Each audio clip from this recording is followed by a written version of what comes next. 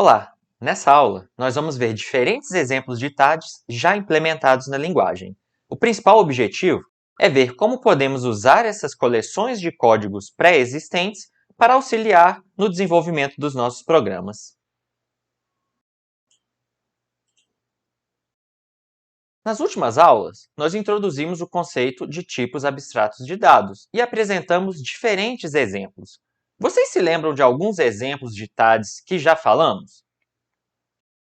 Nós falamos sobre listas encadeadas e árvores binárias de pesquisa, duas estruturas muito utilizadas para guardar coleções de elementos.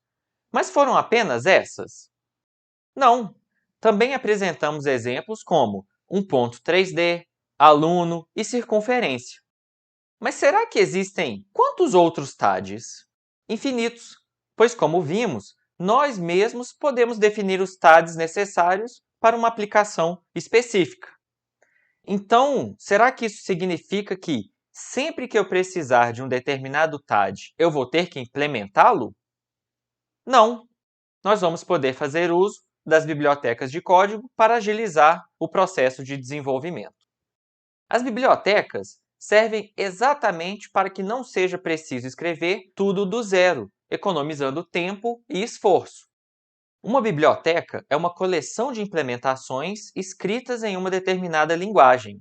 As bibliotecas devem possuir uma interface e comportamentos bem definidos, que geralmente estão descritos em sua documentação. E elas auxiliam muito na reutilização de código, onde podemos implementar algo uma única vez e utilizar várias outras vezes. Nessa aula, mais importante do que entender a fundo a implementação, nosso objetivo será aprender a utilizar corretamente o que está sendo disponibilizado pela biblioteca. Ao longo da disciplina, estaremos vendo e entendendo com mais detalhes algumas coisas, e inclusive aprendendo a implementar nossas próprias coleções de código. Uma pequena ilustração para entender alguns conceitos que geralmente são confundidos. Durante o desenvolvimento do nosso programa, identificaremos partes que não precisam ser implementadas por nós. E esses buracos, digamos assim, poderão ser preenchidos exatamente ao usar diferentes bibliotecas. Nós também poderemos ter partes que são necessárias por outros componentes, como é o caso dos frameworks, que geralmente possuem apenas um esqueleto de parte de uma aplicação. Voltaremos a falar sobre esses diferentes componentes na aula sobre modularização. A linguagem C++ possui o que chamamos de biblioteca padrão. Essa biblioteca possui diferentes tipos de componentes para auxiliar no desenvolvimento dos programas, desde tipos como strings e ponteiros inteligentes a métodos utilizados para a realização de entrada e saída. As diferentes funcionalidades da biblioteca padrão podem ser utilizadas a partir do include de diferentes headers. E como já vimos anteriormente, ao fazer essa importação, estamos basicamente acessando a interface, o contrato de um determinado componente. A biblioteca padrão é definida em um espaço de nomes, em um namespace chamado std. Um espaço de nomes é um delimitador abstrato que fornece um escopo específico para os itens que ele armazena. Entenderemos mais sobre esse conceito na aula de modularização. E aqui vale chamar a atenção que a biblioteca padrão de C ainda pode ser usada, mas possui um nome ligeiramente diferente. Lembrando que essa biblioteca possui algumas funções de propósito geral, como, por exemplo, para conversão. Para utilizar as funcionalidades da biblioteca padrão, basta fazer o include da parte específica que queremos usar e, em seguida, acessar o componente a partir do namespace. Nós também podemos fazer a importação de todos os componentes que pertencem ao namespace e estão no include utilizado. Fazendo isso, nós não precisamos informar o nome do namespace antes do componente. Mas, geralmente, não é uma boa prática carregar todos os nomes de um determinado namespace no namespace global. Mas em situações mais simples, como a maioria dos nossos exemplos aqui, isso não terá nenhum grande impacto. Nessa aula, estaremos focando especificamente na Standard Template Library, ou STL.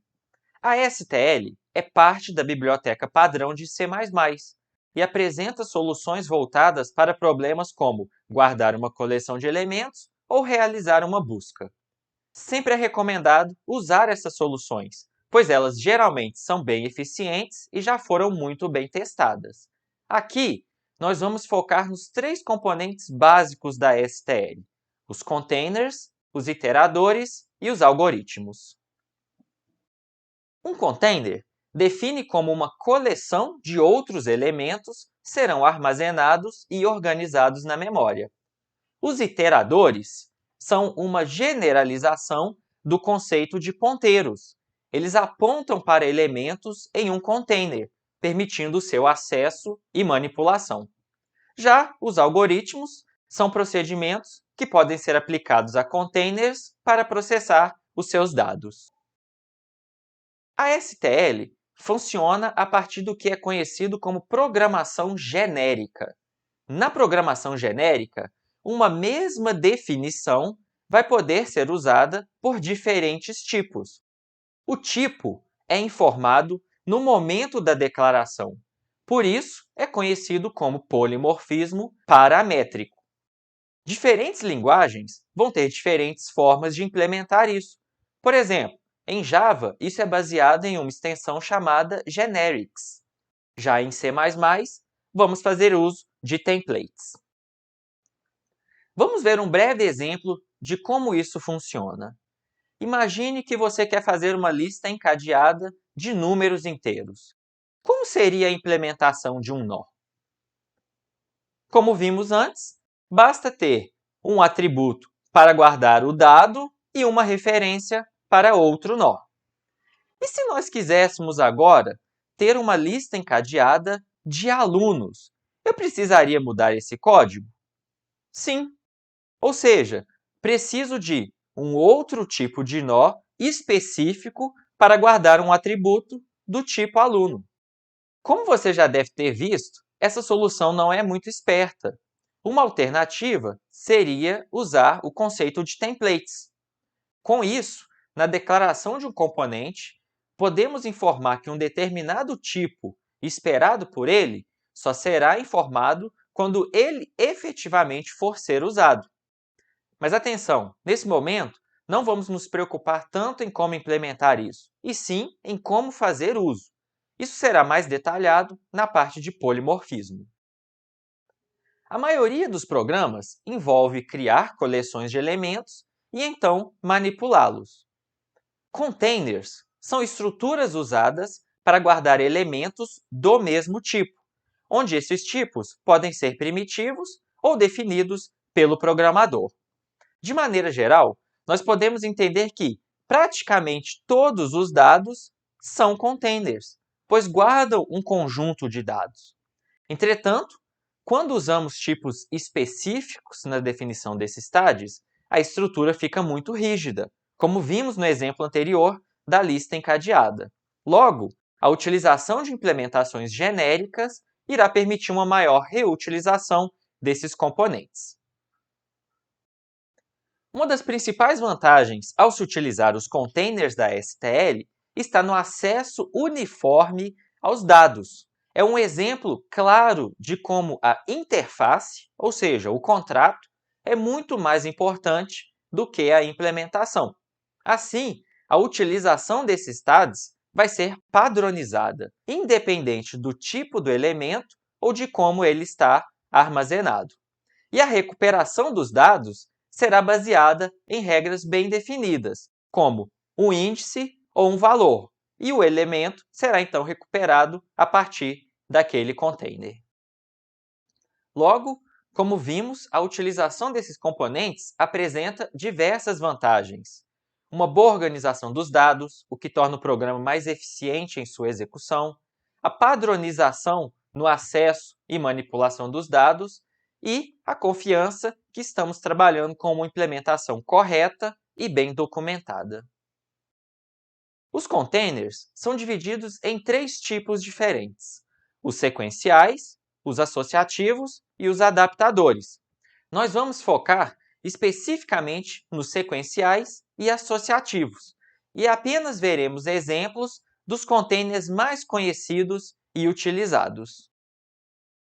Containers sequenciais são aqueles que mantêm a ordem dos elementos de acordo com a ordem em que foram inseridos. Esses containers irão armazenar os dados na memória utilizando arrays tradicionais ou listas encadeadas. Já os containers associativos mantêm uma organização interna, independente da sequência de inserção. Esses containers vão fazer uso de árvores binárias de pesquisa para armazenar os dados na memória. Você pode ler mais sobre os diferentes containers acessando diretamente a documentação. Por fim, nem sempre o mesmo container será a melhor opção para diferentes problemas. Assim, deixo esse fluxograma que pode auxiliar na escolha do container mais apropriado para cada aplicação. Nos próximos vídeos, detalharemos como utilizar diferentes containers, iteradores e algoritmos.